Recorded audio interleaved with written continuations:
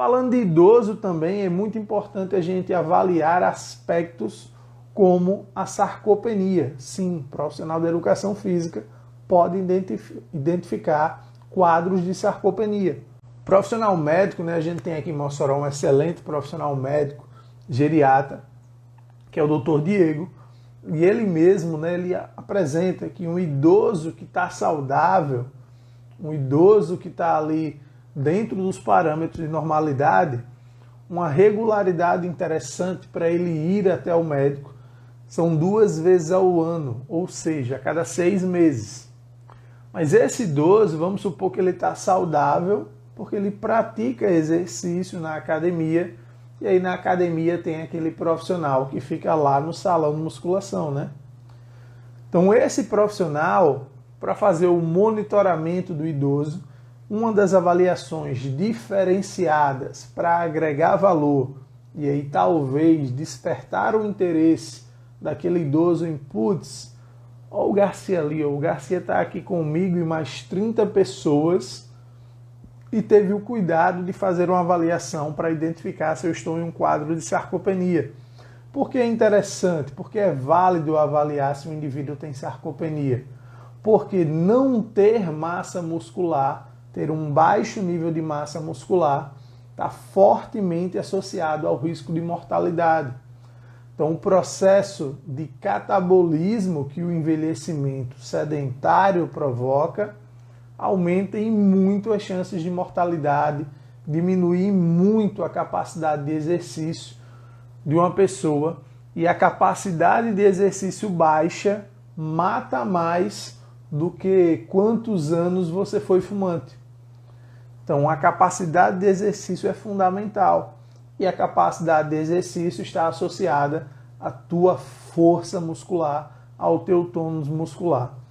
E aí, Garcia, mas como é que eu vou fazer? Eu vou me despender para fazer a avaliação do idoso, para saber se ele tem sarcopenia ou não?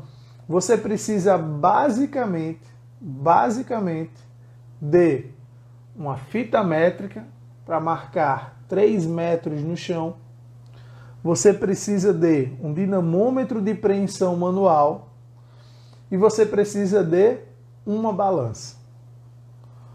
Com essas 3 coisas, você vai conseguir... claro, você precisa de um relógio, né, de um cronômetro para marcar o tempo ali do idoso na caminhada de 3 metros. Por quê? Porque no logaritmo, né, no cálculo, no fluxograma, para você identificar se um idoso tem sarcopenia ou não, você precisa identificar a velocidade de marcha dele em metros por segundo. E aí vai haver um ponto de corte para identificar se esse idoso, já com o padrão de marcha, ele tem um padrão de marcha baixo ou não. Se esse idoso não tiver um padrão de marcha baixo, se ele está acima do ponto de corte, a gente já sabe aí que esse idoso não tem sarcopenia. Mas se ele estiver abaixo, a gente vai fazer uma avaliação de força de preensão manual com o dinamômetro. E aí a gente identifica o nível de força desse idoso. Se o idoso estiver acima desse nível de força do ponto de corte, que é diferente para homens e mulheres, esse idoso não tem sarcopenia. Mas se esse idoso estiver abaixo, a gente vai fazer a avaliação de massa muscular desse idoso. Quais dados eu preciso para identificar a massa muscular desse idoso? Apenas o peso dele, a idade dele e o gênero sexual. E a gente coloca numa equação e estima quanto de músculo esse idoso tem para a gente identificar se ele tem sarcopenia ou não. Identifiquei que o idoso tem sarcopenia. Esse cara tem que treinar de uma maneira diferenciada, direcionada, e ele tem que ser encaminhado por geriatra para fazer todo um acompanhamento ali, para mudar a rotina dele, para mudar a ingesta de proteínas dele e, obviamente, né, lhe contratar, porque você que identificou esse problema. Então, é assim que a gente agrega valor. É entregando o que ninguém mais entrega.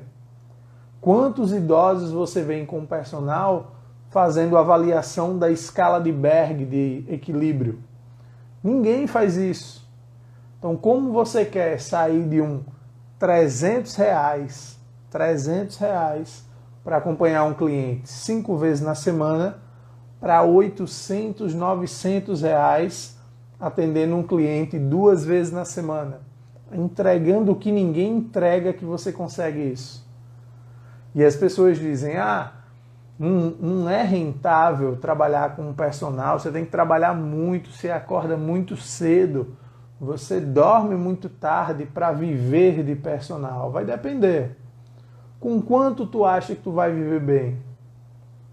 Com quanto que tu acha que é um valor realmente digno para você viver do personal trainer?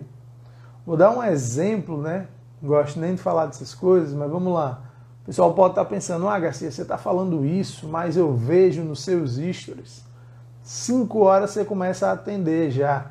Mas é porque eu tenho uma rotina acadêmica que começa às 7h30 da manhã, né, na docência, e na parte da tarde eu tenho uma rotina administrativa de coordenação de curso, né? E à noite é da minha família, né? Porque eu tenho um bebê, tenho um filho mais velho e tenho uma esposa. Então a gente tem que saber dividir as tarefas. E eu gosto de atender personal, né? Eu gosto de promover mudança na vida das pessoas.